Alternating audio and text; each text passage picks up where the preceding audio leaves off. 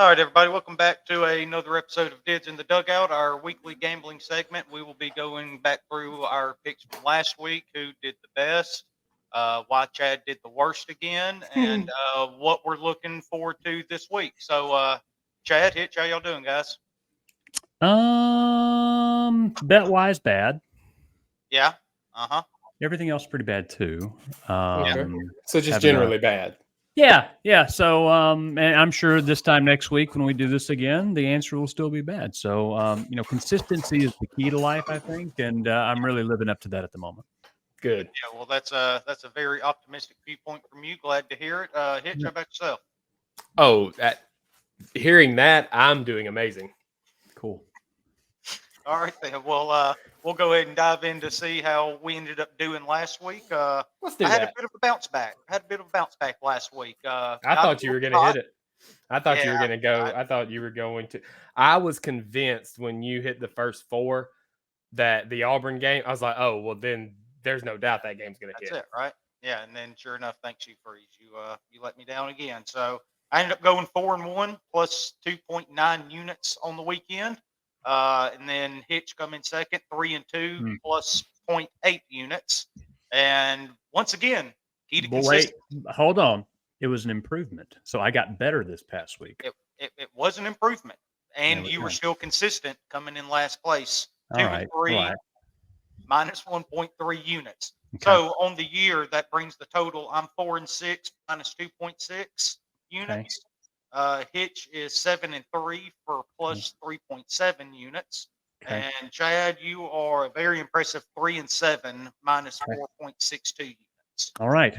Okay. So that's kind of where we stand after 2 weeks of this incredibly intense competition that we have going on here. I'd say there's nowhere to go but up, but we all know that that's not true. It's not true. I've been down more than 4.6 units. In an hour. Yeah, I've done that in an hour. Yeah, easy.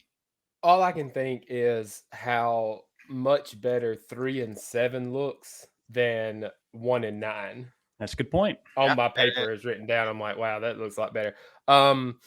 Also, I couldn't have been more wrong about the Iowa State game. I apologize. That it was the most frustrating game that I've ever watched in my whole life. The offensive coordinator is 100% getting fired. There's no chance that they score ever how many points that they need to score. It was maddening. Also, I wasn't wrong about that game. They should have scored 70 points. Oh, okay. Is that at one point I was texting y'all and there were like 3 dropped touchdowns. Like a fumble on the goal. It was ridiculous how many points I left on the board. But y'all were 100% right. I should have stayed away from it. That game. There's a reason it was that low to begin with. Yeah, but what did I tell you? Offenses are bad. With the bad offense, you can't catch passes either. But what did I say, Dids? One reason they're bad. Next week, put it on there at 36. You're going to get me again. You're going to get me every single time. You don't know how close I came to betting it when it got down to like, I think 35 and a half, something like that. At one point, the live was in the 20s. Yeah, and that was probably still too much. Since we're talking about last week, before we get into this week's stuff, I thought it would be a good idea to start like a new segment of, and it doesn't have to be from your 5 picks from last week. Like, what was the worst bet you made by like performance? Like how far off? So I've got mine. So I had the over in Ohio and Florida Atlantic. Now, the over in this game, 61.5 points. You got Tom Herman at Florida Atlantic, offensive mind. Ohio's got a coach that I'm sure coaches football as well. And I didn't get to half of that. Oh. The total ended at 27. So if I would have had it at 26.5, I would have covered. I was off by a smooth 30-something points. So could not have been more wrong on the Bobcats and Owls scoring a lot of points last Saturday. Yeah, that's tough, man. That's 27. Yeah, 27 when you're expecting 61.5. So I'm looking at needing 9 touchdowns, and I didn't even get 4. So cool. Awesome. Yeah. Okay. Yeah, that's pretty bad. Well, we've also already heard Hitch's rant about his worst bet. Yeah, well, I have. We tried telling him. Hang on. You have one worse than this? I have one that I hate worse than this. Right. Okay. So, our anonymous teaser fella, Papa Jids, he talked me into. This wasn't college, by the way, but he talked me into I told him I would go whatever. I wouldn't even look at it. He just gives me a teaser. I'll play it in the NFL. So he did, right? And I did that. As soon as I get as soon as I get the teaser put in, I learned from another one of our, sweet friends that, this teaser was put together maybe a week ago, and that we've had some injury news come out about the Carolina Panthers since then. So that was my worst bet of the week, was following blindly the Papa Jids NFL teaser. Yeah, you got to watch out for him, man. He's sneaky. Mm-hmm. Yeah, mine ended up being it wasn't one of my 5 last weekend on the show, but one I bet personally. I took Texas A&M -2.5. They ended up losing by like 15, 16, something like that. Yeah. Well, that game was a pick on the show last week, though. I think one of us had it. It wasn't mine. It was me. Yeah, Miami. Okay. But I'm glad you brought this game up, because I wanted to just mention it. At one point in the game, I can't remember when it was, but at one point Miami was up, convincingly, and a receiver from Texas A&M almost gets murdered by a DB from Miami, and I thought, okay, all right, Miami's back. Here we go. Yeah. Not only are they actually maybe athletically more talented than some teams than they have been in the past, but they're also out there headhunting. So here we go. This should be fun. Yeah. That's one that I was definitely off on. I thought Texas A&M was going there and put up a ton of points. And look, their offense for the most part did their job. I mean, DJ Durkin's squad didn't. No, they didn't. And just to kind of make myself feel a little bit better about that, I'm going to end up circling back around, and I will be placing a bet in this week's Aggie game to kind of get off Schneid a little bit. And make you can't, but you understand that you can't place a bet for last week's game. Like, that's not what you're doing, right? No, not doing that. Wish I could. I would be a lot better at this if I could pick last week's games. So. Yeah. All right, guys, let's go ahead and dive into it then. Don't make me start. We are. Okay, so we are going to do a little something different this week too, though. We're going to do our 5 picks like we've been doing the last couple of weeks, and then we're going to have a plus odds pick there at the very end. I don't care if it's a plus money line, a parlay, a teaser, whatever you want to do.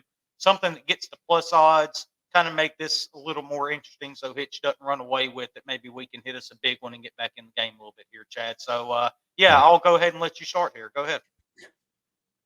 All right, this is going to be fun. All right, so I'm finally going to take an underdog. Usually, I like to take my road favorites, which I still have a few of those today. But I am going to take James Madison +3. I did not get the best odds. I got them at 120. They are going up against Troy. Now, they are on the road against Troy. Troy's not the same team they were last year. They lost their defensive coordinator to Tulane. You'll hear more about them in a little bit as well. Yeah, their defense and offense have really struggled. James Madison is, since getting into the FBS, they have not missed too much. They've still been playing pretty competitively. So I do like James Madison +3. I think it's down to 2.5. So I really like it at 3 since they're on the road. But that's going to be my first play is James Madison getting 3 points. All right, yeah, kind of like you said, it's one of, if not, it's probably the best group of 5 game of the entire weekend, right? Yeah. I mean, Agreed. Troy returned a lot of guys too. They're a really good team there in the Sun Belt. So I think they were picked 3rd, if I'm not mistaken, to finish that conference. And kind of like you said, James Madison made that jump from D2 or FCS to FBS now. and really haven't missed a beat. They, went and beat Virginia, who's not a very good Power 5 team, but they still went and beat a Power 5 team last weekend. So, yeah, I do like that pick for James Madison. Yeah, I looked at this one for the other way, actually, for Troy. Like, I actually did something that I shouldn't do, and I try to not ever do, was I went looking for reasons to bet Troy. Because I liked it so much, and I couldn't find one. Really. And so that's what I was saying. When you said they changed defense, I don't know that I knew they changed defensive coordinators off the top of my head. When you said that, I was like, oh my God, it absolutely shows in the numbers. This is a good pick. Yeah. So, all right, Hitch, what's your first one? Yeah. Real quick, Jade, you said you had that at minus 120? 120, yeah. Okay, got it. Oh, I didn't even look at the odds.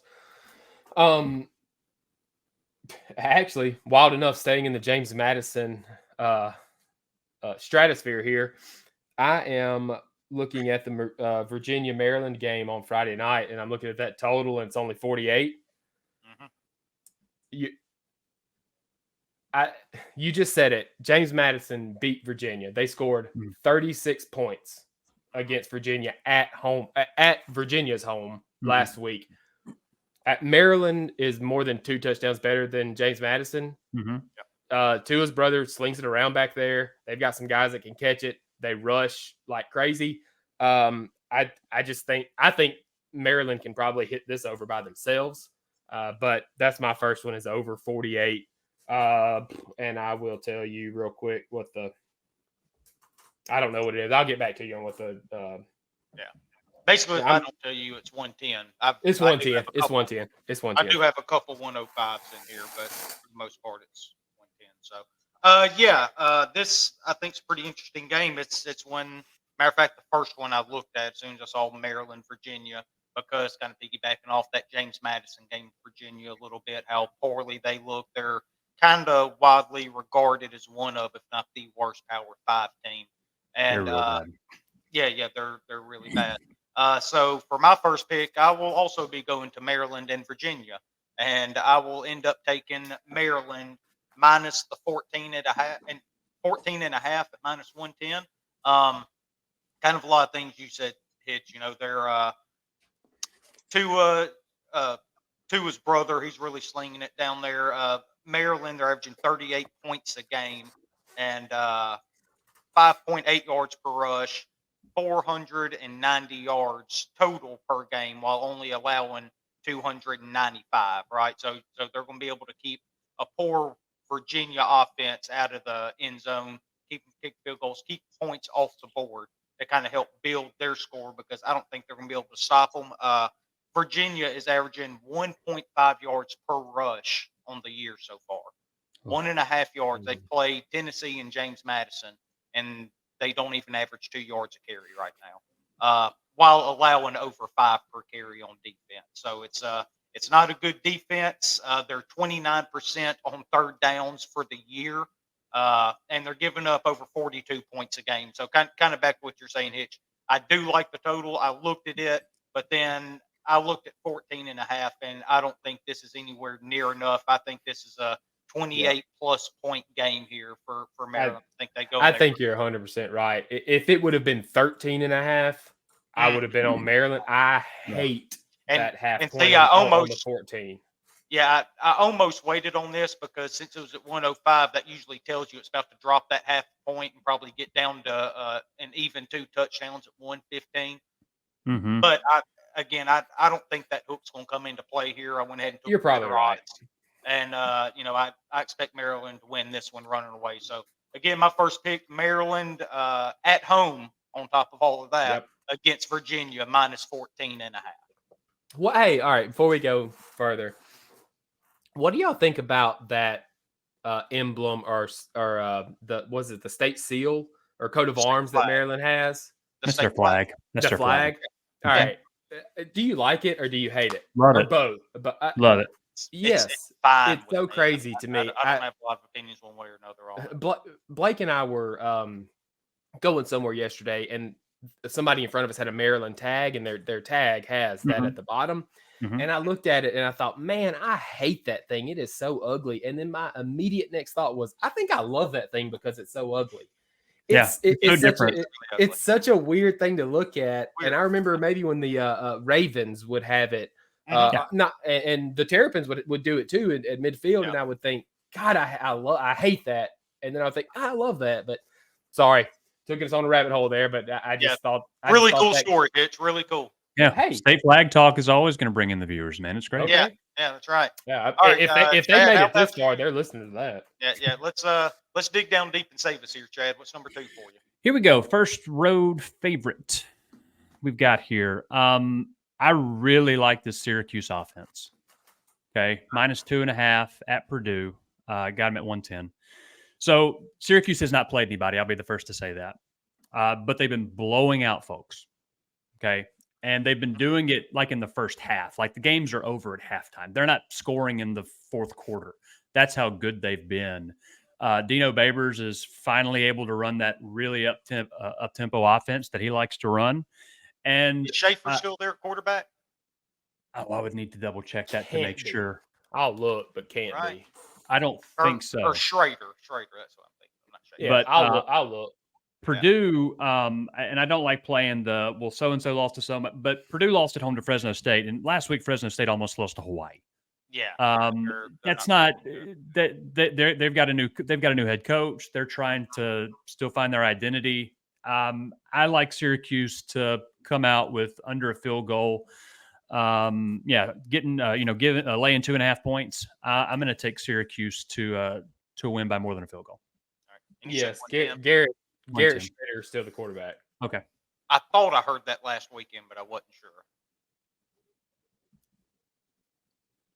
Yeah, I mean, Schrader could be pretty dynamic. You kind of saw it at Mississippi State, early in his career, right? And then he gets up to Syracuse, and he's really put together a really good career up there. He's dynamic on the ground, especially if you let him get into space. He can really hurt you there. So really no surprise he's succeeding, especially at a place like Syracuse, right? Where they're trying to open it up a little bit, do some different things to get creative to kind of make up for other deficiencies. Agreed. All right, Hitch, what do you got, man? I'm almost scared to ask. Jesus Christ. That's good. I'm looking at the Iowa State Ohio Bobcats game, and I like Ohio plus 2.5 at home. If you look at this game, last year, it was a blowout for the Cyclones. They won 43-10. Ohio's quarterback Curtis Rourke, MAC Player of the Year last year, had an awful game, less than 200 yards. He threw a couple of picks and was sacked a bunch. But the Bobcats returned virtually everybody on offense. And sure didn't help me last week. It didn't. And that when you started talking about it, I was like, oh, great. This should be a fun conversation. But I watched Iowa State last week. I mean, they've got some explosive guys that may be good in a year or two. But I think that this is a revenge game for Ohio. And a common thing this is something that I looked at. This is something I looked for when I was looking at this week's games because it felt like a trend that was happening. And something that I'm going to mention probably a couple of times, but you've got Iowa going to Oklahoma State next week. Right. Maybe we're overlooking Ohio because we beat them 43-10 last year. Yeah, I don't know, but I'm going with Ohio plus 2.5 because Iowa State sucks right now. Okay. Yeah, that's definitely fair enough. For my second pick, I will be going back to the ACC. I'm gonna dip into it one more time here. The Florida State Seminoles and Boston College Golden Eagles. I'm going with the total over 48 at -105. I think Florida State beats this over by themselves. Are you worried about the weather? No, I'm not worried about the weather because I think they're going to sit here. They can keep it on the ground if they need to do that all game. And Florida State, they're averaging 6.2 yards per rush. And so far, Boston College against Northern Illinois and Holy Cross has given up over 5 yards a carry against those two teams. When they get into a little more athleticism with with Florida State and the playmakers they have. If they want to keep it on the ground to gash them, I think they'll be able to do that. Boston College has also allowed 54% of all third downs to be converted on them so far. And they've allowed Northern Illinois and Holy Cross to get into the red zone 8 times this year. And guess what? All 8 touchdowns against those 2 teams. They don't have a single stop, haven't forced a field goal. Florida State, even if they have to keep it on the ground the entire time due to weather, I still think they're able to cover this themselves. I think they're going to out-athlete them. They're going to out-man them. They're going to out-physical them. What was it? The only reason I asked about the weather is there's a hurricane in the Atlantic. Yeah. And so the only thing that you have to worry about with totals like that is the wind. And, with the way that all the delays we saw last week, you would imagine, though, that if they're going to move it. If it comes to that. Right. So, no, I'm not worried about that one bit. Give me Florida State and Boston College over 48. Again, Florida State put up 45 against LSU. That's 100 times more talented defense than what they're going to face against Boston College. They're averaging 55.5 points a game. Right now, they're clicking on all cylinders. Don't expect that to let up at all. So give me the over 48 at -105. I'm really interested in that game, too, because Florida State has Clemson next week. So it will be interesting to see how focused they are playing a team that they're going to throttle or should throttle, especially with one of their bigger games coming up next week. Yeah. I can't wait for Saturday to get here and start checking the action apps to see that Chad gone under 48 on me. You should feel good if that happens, right? Considering that's a good point. Yeah. So all right, number 3 for you, Chad. All right, I am going to Athens, Ohio. I was going to say, Athens, Rome, or Athens, Greece? Or... I'm on Iowa State, -3 at 115. So we're going head-to-head on this. I think Iowa State's defense is really, really good. I am worried considering how poorly Ohio played last week with a total that was expected to be in the 60s, and they weren't able to do anything against Florida Atlantic. Their quarterback is back. He was hurt. I think Iowa State is going to be able to win by more than a field goal against Ohio. I think that quarterback at Iowa State is going to be really good. Yeah. And, you bring up, Iowa State potentially looking ahead to their conference game next week. Coming off of a loss, they've got a good coach in Matt Campbell. I would be surprised if they're not ready to play. Once again, it's all narrative stuff, but I liked getting the 3. I liked laying the 3 points with the Power 5 conference, going to an FCS or not an FCS school. Good Lord, a school like Ohio, a MAC school. So give me the Cyclones. I think they're going to be able to turn it around and put up some points against Ohio. Diz is on the Cyclones too, aren't you? Nope. I'm going to be the only one that's not on this team. I'll leave that for y'all to battle out. Good luck. I think it's going to be ugly. And I will say that I was looking at this a day or two ago and it was 2.5, and I didn't put a bet in. It is 3 now, so I'll take the +3 as well instead of 2.5. Yeah. So I definitely got the worst of the number. Yeah, imagine that with the worst odds too. So all right, Hitch, number 3 for you. Number 3 for me, I'm going to Columbia, Missouri. K-State. It's my favorite bet of the weekend. I wanted to get on Missouri so bad, but I kind of like y'all were talking about with Troy. I could not find the justification. I needed a few more points to do that. Yeah, it's so here's what's bad was I did get on it earlier in the week when it was a little bit lower. I got it at 4. It's at 5 now, so for the show I'll take 5. But through the first 2 games, K-State has done a really good job of getting inside the 40 and finishing drives. I mean, they're at almost 5.5 points per opportunity, and they're only allowing like less than 2. It's their defense has been incredible. I'm going to be talking about that in my very next pick anyway. So okay, hey, all right. Well, here you talk about the defense. I'm just going to say I'm going to talk about how bad Missouri is. Brady Cook was sacked 4 times against MTSU. Right. K-State's got 5 sacks through the first 2 games. against not great teams, but the same thing for Cook, right? Like he was sacked by MTSU 4 times. The only thing else I'll say about the defense, I'll let Diz talk about the rest of it, is their havoc rating.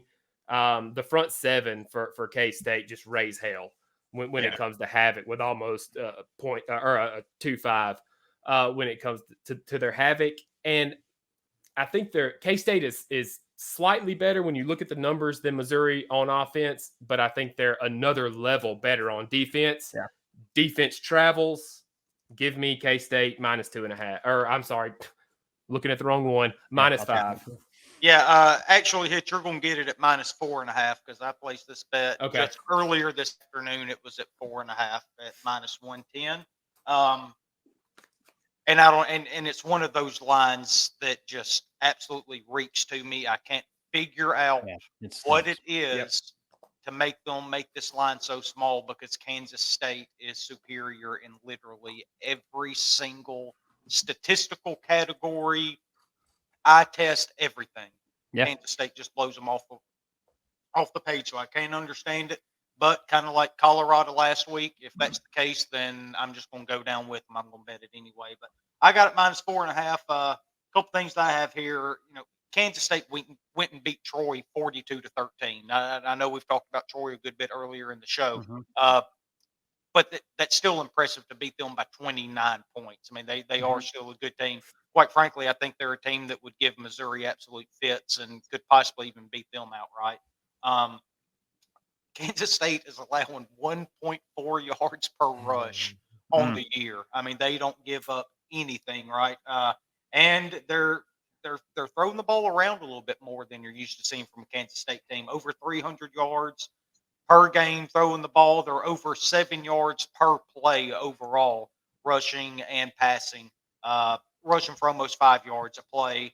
They're only allowing 4 yards per play on defense. Which is an incredibly small number when if you go through and start looking at what everybody gives up and how it all averages out. Now Missouri, they've only played South Dakota State and Middle Tennessee. Right. So when you look at their defensive stats, I feel like they're probably a little bit skewed, and they struggled a little bit with South Dakota State last weekend, right? They played Middle Tennessee last week. Middle Tennessee. I mean, but they're only averaging 3.7 yards per rush. Now they're only allowing 1.7, but they haven't faced anything like they're going to face this coming up Saturday. The other number is so much more important, right? Averaging 3.7. Against MTSU and South Dakota State is so much more important than giving up 1.8 against and giving up. Especially with Kansas State. Like I said, I think Troy's a good team. Maybe I'm ended up proving wrong by the time the season's over with. Maybe they took a giant step back from last year. I would be surprised if that ends up being the case. I think they're going to be an upper tier Sun Belt team by the time it's all said. Is that just because Chad took James Madison that you think? Yes. Okay. Yeah, it's the only reason I think that. Yeah.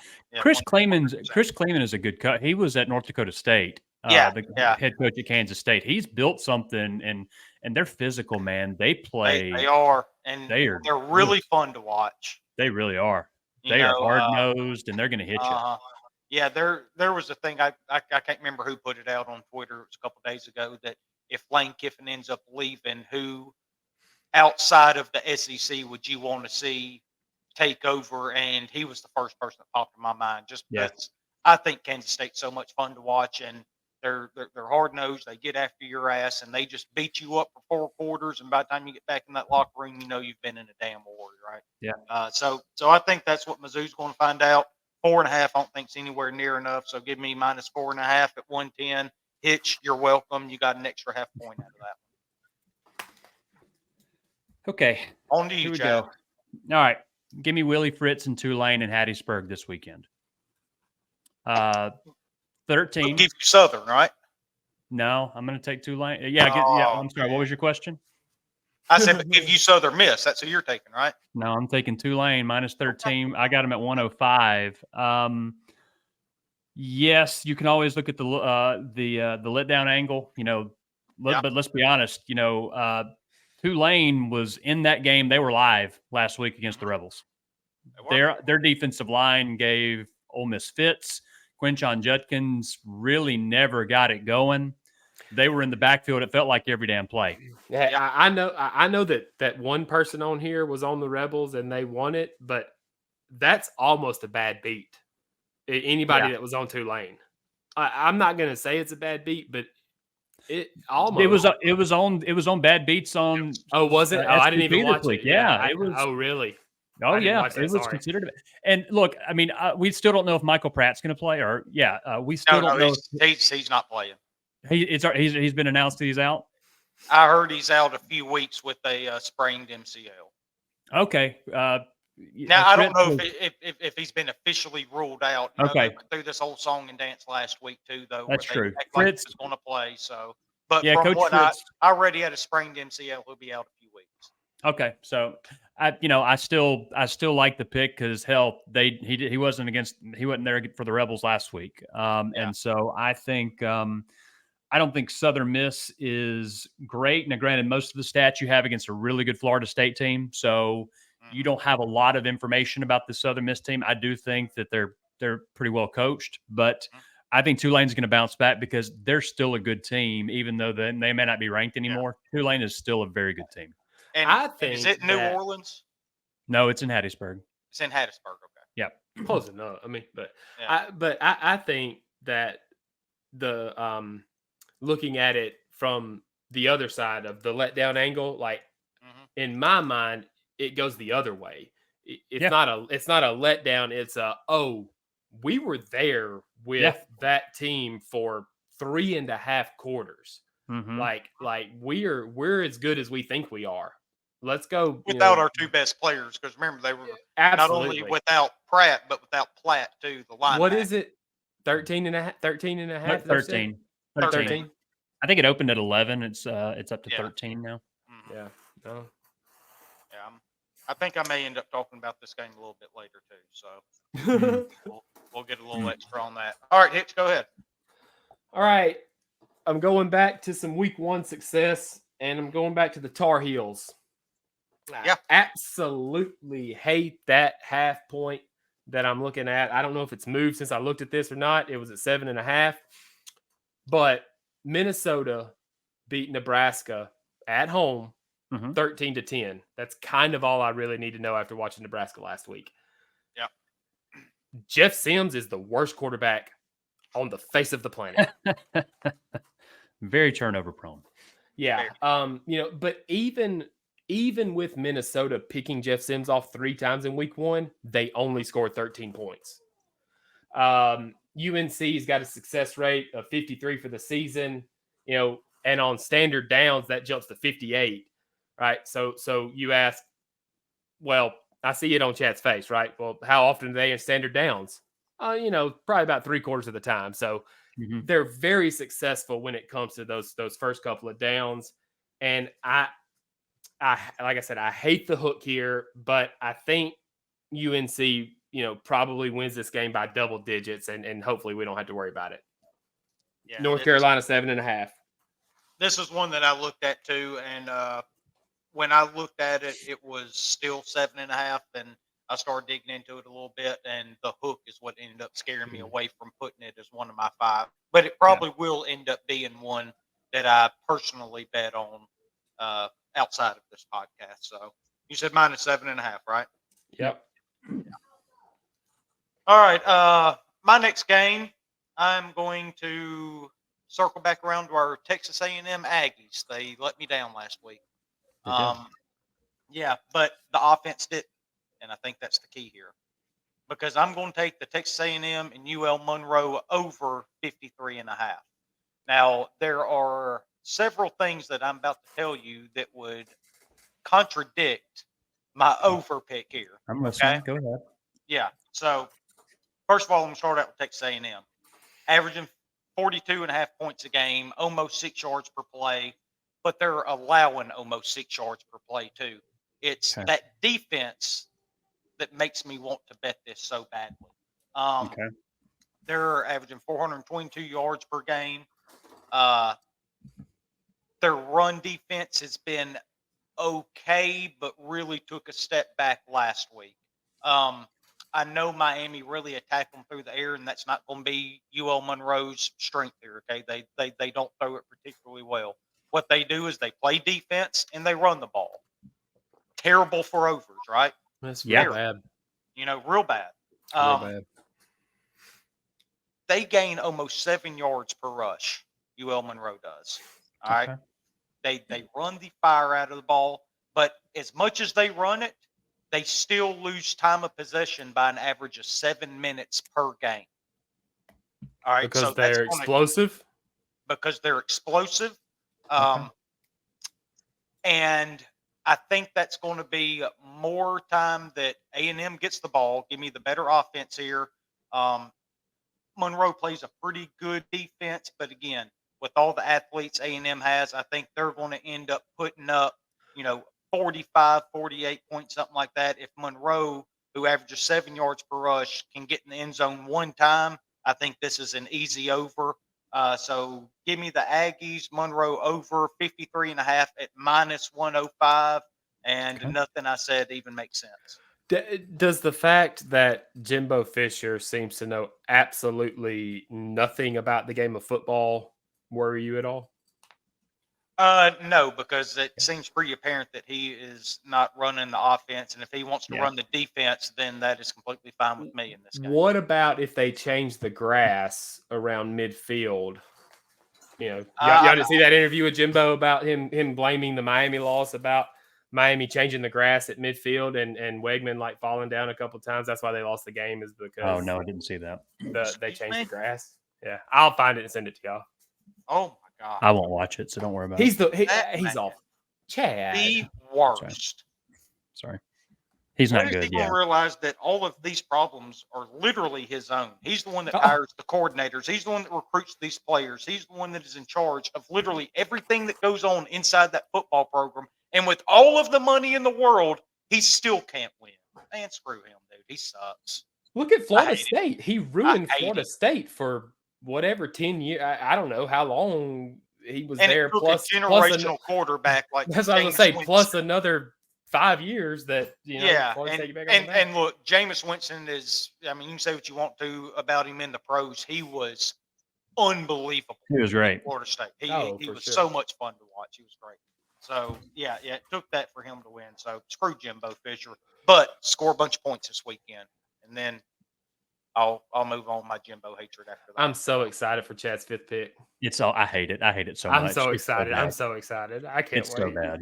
I can't wait. Give me State. I'm sorry. I'm sorry. I'm sorry. Give me State plus 9.5 against LSU. What state? Mississippi State. -110.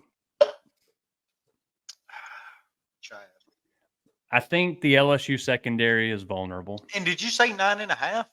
Yeah, I didn't even get the best number. It's up to 10 now. I know. That's what I say. It was up to 10 not 2 hours ago. But it dropped down to 9.5 again. So somebody believes in them. Hell, it may just be me. Jackie Sherrill. You and Ben. That's about it. You and Ben Berryhill. Yeah, that's fair. Early game in Starkville. I think the LSU secondary is vulnerable. Now, the State offense has not been impressive at all. But they do have one of the better quarterbacks in the conference. And to win this game, they run it well. They've run it pretty well. They do, but they're going to have to win this game in the air, and they've got a quarterback that can do that. I'm not saying they're going to win the game. Okay, did you see how many times they let him throw, or how many times he threw 10 yards downfield last week? Look. 4. I'm not saying I'm proud of this. I'm not saying I'm proud of this. Okay. Well, then get on LSU then. Then that's your bet. You get on LSU then. But no, I got something for you come money line time. Don't worry. Like I said, I'm not saying State's going to win. It's in Starkville. They're going to keep it. They're going to keep it within a score. They just can't lose by more than 9, and we're golden. So now look, I'm not touching this game. I don't have a feel for it one way or another. It's too many points for me to take LSU, and I'll go to my grave happy knowing I never bet on Mississippi State. So Yeah, man. Look, let's just move on to Anthony's pick. It is what it is. I had to find 5. This was one of them. All right. Hey, no shit, chat. Under this next game I've got picked, the first bullet point says, I've got to have a 5th game. Right. You just said. This week stinks. It's not all right. So I'm going with Oklahoma versus Tulsa. Give me Tulsa plus 28. Oklahoma's got to travel to Tulsa. I mean, that can't be any fun. They can't have the amenities at Tulsa that they have at these other places. I know, especially how long of a trip that's got to be. Yes, a good I think it's like a 2-hour drive. Yeah. It's rough. But more than that, and I don't know how big of a deal this is because I haven't looked at Cincinnati, but Oklahoma's got to go to a 2-0 Cincinnati team next week, and it may be just enough for them to overlook this Tulsa team at 4 touchdowns. Oklahoma has been heavy with penalties the first few games, and that is absolutely what gets you a cover of plus 28 against Tulsa or plus 28 with Tulsa if Oklahoma's got a lot of penalties that's bringing the ball back. And so I've got to have a 5th game. Here's my math. Tulsa lost at Washington by 33. Washington is better than Oklahoma, at least by 7 points. So give me all those points at home in what looks like a penalty-ridden Oklahoma team that's probably undisciplined. Got to go to Cincinnati next week. Yeah, Big 12. I'll take 4 scores. I will say that I did look. It was 28. I just looked again. It was 27.5. I would not take 27.5. If it goes to 27.5, let's substitute. Give me Florida at plus 7 against Tennessee. Just for the reason I think Florida has time to prepare. Give it to me at 6.5. Give it to me at 6.5. So here we go. We're going to go 5A and 5B. All right. 5A, if Oklahoma is minus 28. I'm sorry. If Tulsa is plus 28, take Tulsa. If it goes below 28, I don't like that number anymore. I want to take Florida at minus 6.5. I think we're overcomplicating this, right? If there's a 28 available, I mean, there's so many different books out there. If there's a 28 available, I mean, we're not waiting until game time to drop that. Yeah, I don't think the game time line is what matters. If there's a 28 available, granted, we only use like 2 sites. There's so many different sites out that somebody can use. I think 28 is. It's not like it's a 5-point difference. Tulsa plus 28. Yeah, and just for the record, Florida's plus 6.5, not minus 6.5. They're up. I like that under. I like that Florida under. Yeah, and that was one that I looked at, and then I started digging into it a little bit, and there was just one game that I liked better, but it was definitely one that made my short list for my 5th pick this week. Tennessee's offense has not been hitting on all cylinders. No, it hasn't been impressive, and obviously Florida's hadn't either. So and 2 pretty good defenses too. Defenses for both teams has played really well. So 58 felt like one. Yeah, I was about to say I think it was 58 last I saw that. That seemed like a pretty high number to me too. So that was definitely one I looked at. That's not where I ended up going. In Oxford, Mississippi, on Saturday night, Georgia Tech. There's a football game between your number 17 Ole Miss Rebels and the Georgia Tech Yellow Jackets. That is correct. This is accurate. As I said earlier today, I would rather go to the grave not betting on Mississippi State than ever having to do it. It is the exact same about betting against the Ole Miss Rebels. So I will not be doing it. But I've already written Ole Miss down. The total is 63. And given Ole Miss's challenges last week against Tulane, not being able to block, being down Trey Harris and Franklin, and it came out earlier today that Georgia Tech's number 1 receiver is out for this weekend. I'm going to take the under 63. I think both teams are going to try to ground and pound. Ole Miss hasn't gotten those big explosive run plays to those big chunk yards for quick scores like we've been doing so far this year. Quinshon Judkins is just over 100 yards between Mercer and Tulane combined right now. We had 80-something yards against Tulane last week. Now, granted, Tulane played a really good game. They had a really good game plan. But that offensive line was a disaster last week. It was bad. Let's be honest. Pettis really struggled on the right side. We put a couple transfers in on the left side, left tackle and left guard. We couldn't get anything going there. So now I think they're going to try to. I think that's going to be the game plan. Even if Kiffin ends up ripping his hair out, he is going to be just bound and determined to run the ball this weekend before we have to travel to Tuscaloosa. He's got to get that worked out. He's going to get it worked out this Saturday. But how much game time is going to be wasted before you do, right? So give me two teams that are going to run the ball a heck of a lot and not get the big chunk plays from what we've seen so far. Jackson Dart, I think, has faulted to the top quarterback in the SEC. I don't think anybody would argue at this point the way he's played. But being down his two top targets, being without pre-scoring still, Trigg has flashed. He's looked good, but they've got to figure something out on that offensive line to get Quinshon Judkins going. And I think that's what they focus on. Both teams run the ball, running clock. 63 is way too high for this game. I love the under in Oxford. Yeah, I think that's pretty good too. I think that's a good breakdown, Dids. You convinced me. But, right. Because when you said it, I thought, man, I kind of like that over. But as you were talking, I was like, oh man, it's very convincing. Yeah. And the running clock really makes a difference in this game. Yeah. It's not going to stop until you get inside the final 2 minutes in each half, right? Now Lane Kiffin's not going to abandon the pass. He's still going to try to throw the ball, but it's not going to be as explosive as we're used to seeing the last few years under Lane Kiffin because you're down to Dayton Wade, true freshman Aiden Williams, who's kind of trying to figure it out a little bit. Didn't play a whole lot last weekend in New Orleans, even after we lost Trey Harris. Jordan Watkins has played really good, but those are more complementary pieces. I feel we've got to have the two big guys on each side now. Now, when Franklin and Harris get back. If you get pre-scoring back, get a middle of the field threat, somebody also with pre-scoring that can help block on that offensive line. You can have him in all the time to be an added blocker to help Quinshon that offensive line out a little bit. But the bottom line is we don't have any of that this week. They're all out. None of them are going to play. And so this is what we got to get through this weekend. And I don't think it's going to be a problem. I think Ole Miss wins running away. I wouldn't touch the spread. I think it's too many points. I think it's down to 18. If I'm not mistaken, last I saw today, it was at 20.5 to begin the week. But when I looked and saw 63, I was just blown away, and that was one that I just had to take.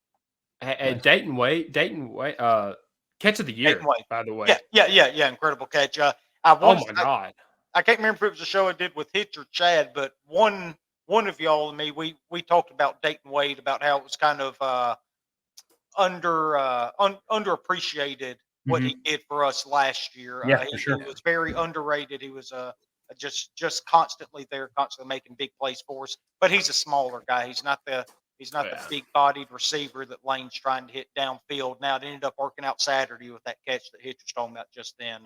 He went up, got it, tipped it to himself, brought it down. Huge play there. So, huge Dayton Wade fan, but I think we've got to have the big guys on the outsides to free up Dayton Wade, Jordan Watkins, those guys on the inside. And I think that in turn, when we finally get those guys back, will help that offensive line because right now everybody's keying on Quinshon, right? You get a first-team All-American coming into the year, and you play teams like Mercer and Tulane, and the first thing they're going to think, hey, first-team All-American's not going to beat me. I'm focusing on that guy, and they're sending 7, 8 guys at a time, and then we have all these injuries to pre-scoring Franklin and now Trey Harris. Once those guys get back, we're able to stretch the field a little bit and even run some underneath stuff across the middle just to hold linebackers and safeties back a step or two to be able to get Quinshon, that offensive line, a little bit of help up there. That'll help the running game a ton too. But bottom line, we don't have any of that this weekend, though. So, again, under 63 for me, and that's my 5th pick. Cool. So, all right, well, let's go to the plus money round here where Chad can finally start making up some ground. My favorite part about this is going to come about week 10, 11, something like that, where you come in here and put in like a plus 100,000 10-team parlay. Just to catch up, yeah, just to get it going. So All right, why don't you get us started here, Jay? All right, it's just 2 games. I took an alternate line. I took Oregon State minus 23.5. So I actually took worse odds. I took Oregon State, I think, 23.5 and the James Madison money line. So that is. What'd you get at 23.5? Say again, 130, minus 130. So it's plus 289 are the odds on that. So yeah, I think Oregon State is, they may not be as good as USC, but they are one of the better teams. There's several good teams in the Pac-12 this year. Yeah, it's a really good team. And Oregon State's one of them. And, we talked about James Madison earlier. I'll take them to win outright on the road there at Troy. Yeah. I actually looked at that Oregon State game too when I was going through stuff this week. I like it myself. Watched them a couple weeks ago, obviously, and just really impressed. I think DJ Uiagalelei, they don't ask him to do too much, right? Like they're staying within his comfort zone. He takes shots here and there, but they're not asking him to do anything that he can't do. So and they're so physical too. That's what really impressed me on opening weekend when they played on that Sunday when I watched them. Really, really physical team, and those are teams I like to watch. So yeah, definitely. If you want to call them a dark horse sleeper, whatever, in the Pac-12 in this last remaining year of that conference, I definitely think they're one of them. I was really impressed with them. For sure. All right, Hitch, what you got? Yeah, well, I've got the Papa Jid's money line parlay over here. He sent me a message. He sent me a message and said, please put this on the show because I think it's a real winner. We're going to reveal this one at a time, by the way. Oh God. All right. Because he had some very specific reasonings for picking these teams. Okay. So we got first Illinois plus 485, the Fighting Birds. That's all he said. He sent me a message, said, give me the Fighting Birds. All right, man. Okay. I hate this parlay. Okay. Yeah, because I'm on Penn State. We're just one pick into it. Same. Yeah. Okay. Good. Go ahead. All right. So second, we got the Mississippi State Bulldogs. Love this one. This one's plus great. 300. He said that he knows a lot of people in his family will never bet on Mississippi State, but he's not too proud to win this money. So plus 300. Good for him. And then last in this parlay, Georgia Tech. Got Clemson at minus 3,000. Okay. That's Jid's told me that he loves everything that Dabo Swinney does with his program. Okay. He said if he could, he would run side by side by Dabo down onto the field, to run the players out full speed and would love to give a devotion to the players maybe at halftime if Dabo would let it. So we've got Illinois plus that 485, Mississippi State plus 300, Clemson minus 3,000. Really tanking those odds after getting the big Illinois win over Penn State and State beating LSU. Yeah. So it's not great, but so what's the overall odds for that? Oh man, I don't know. I'll look it up and tell you later, but I ain't got a clue. Cool. All right. It's not gonna matter. He didn't tell me. I mean, you ask him. He didn't tell me. That's just what he said. That's going against your record, right? Yeah, that's fine. Okay. Cool. Well, it's not his picks apparently. So. All right. Yeah. We've already jumped the shark here. Okay. Yeah. Sorry, guys. I didn't think that was going to happen, but here we are. Why are you apologizing? Apologize for his picks, I guess. Yeah, I'm sorry, guys, too. I'm sorry that he made these picks. Yeah, you're supposed to have picks. You're supposed to have your own picks, too. But I do. I've got my 5 picks. Yeah, but okay. All right, go ahead, Dids. It's not worth it, Chad. Don't worry about it, man. All right. I can't wait to kick the shit out of Hitch the rest of this year. So for my plus money pick, I am going to go down to Hattiesburg, Mississippi. All right. And the Southern Miss Golden Eagles against Money Tulane. line? Money line? The money line plus 370.